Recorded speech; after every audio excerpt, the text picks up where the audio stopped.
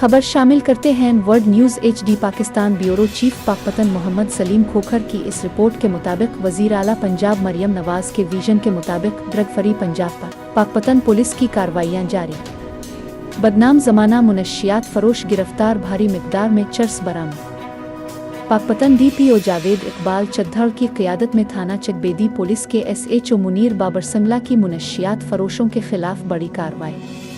ASI अल्लाह दिता ने team के हमरा छापा मार कर 62D के इलाका से मुनशियात फरोश फ़खर हयात और फ़खरी वट्टू को गिरफ्तार कर लिया। इसके कब्जे से 10 किलो 200 ग्राम चर्स बरामद करके थाना चकबेदी में मुकदमा दर्ज कर लिया। इस मौके पर DPO जावेद इकबाल चद्दड़ ने कहा है कि वज़ीर आला पंजाब मरियम नवाज के विजन पर पाकपतन को हर सूरत ड्रग फ्री बनाएंगे। नौजवान नस्ल को मुनशियात जैसे जहर कातिल से बचाना पुलिस की अव्वलीन तरजीह है।